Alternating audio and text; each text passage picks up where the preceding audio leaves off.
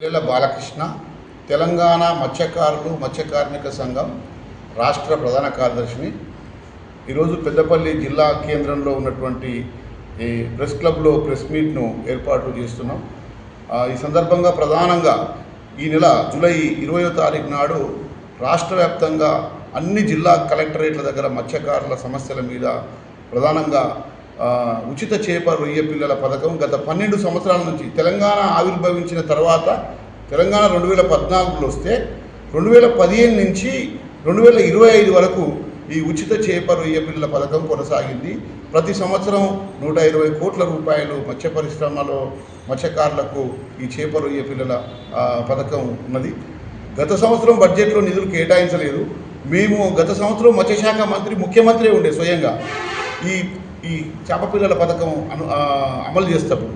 అయితే మేము ముఖ్యమంత్రి గారికి నేరుగా ఒక 2000 రిజిస్టర్డ్ పోస్టుల ద్వారా వినతి పత్రాలు రిజిస్టర్ పోస్టులు పంపాము.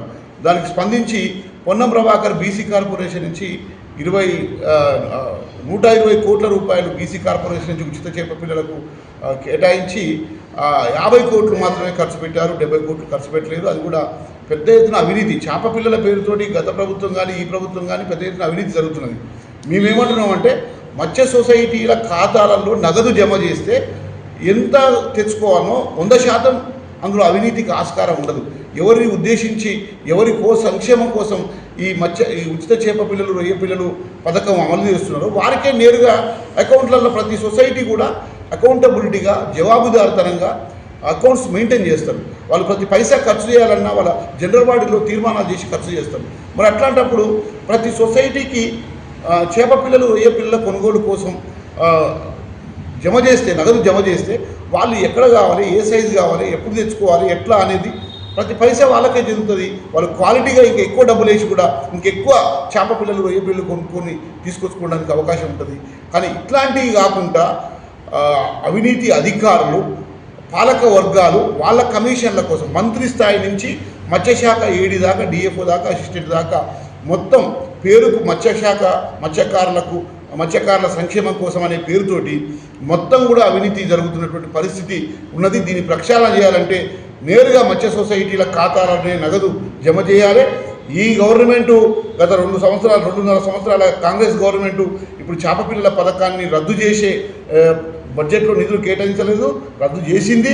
మరి దాని మీద రాష్ట్ర వ్యాప్తంగా మత్స్యకారులందరూ కూడా స్పందించాలని పెద్ద ఎత్తున 20వ తారీఖు నాడు ధర్నాలు ఆందోళన కార్యక్రమాల్లో పాల్గొనాలని మేము మత్స్యకారులకు పిలుపునిస్తున్నాం. ముఖ్యంగా గత 12 సంవత్సరాల నుంచి చనిపోయి మత్స్యకారులు, ఎందుకంటే మత్స్యవృత్తి ప్రాణాంతకమైనటువంటి వృత్తి, దినదిన గండం నూరేళ్ళ ఆయుసులాగా ప్రతిరోజు ఏదో ఒక మూలన మత్స్యకారులు నెలకు 25-30 మంది మత్స్యకారులు ప్రతిరోజు ఏదో ప్రాణాంతకమైన మత్స్యవృత్తి చేపల వృత్తి. మరి చేపల వృత్తి చేసే వాళ్ళం మేము మత్స్యకారులందరం కూడా ఆ చేపలు పట్టిన ఈ దేశానికి రాష్ట్రానికి ఉత్పత్తిలో బడ్జెట్లో ఆరోగ్య తెలంగాణ కానీ లేకపోతే ఆర్థిక తెలంగాణ కానీ పర్యావరణ తెలంగాణకు మత్స్య పరిశ్రమ అన్ని రకాలుగా అండదండలుగా ఉంటుంది. మరి అట్లాంటి మత్స్య పరిశ్రమ అభివృద్ధి కోసం పాలక వర్గాలు మత్స్య వృత్తిలో తమ ప్రాణాలు లెక్క చేయకుండా 986 మంది చనిపోయినారు. వాళ్లకు గత 10 ఏళ్ల నుంచి పెండింగ్లో ఉన్నాయి. ఎక్స్గ్రేషియో 5 లక్షల రూపాయలు ఇస్తామని జియో ఇచ్చారు.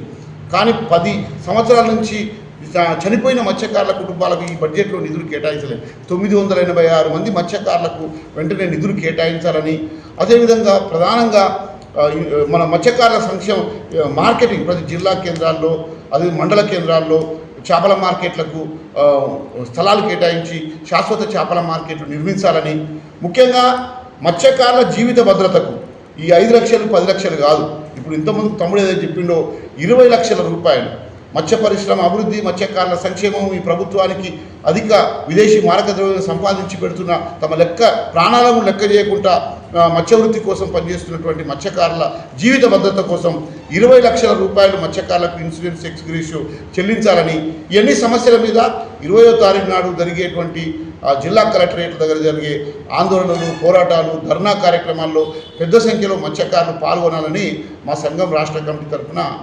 పిలుపునిస్తున్నాం.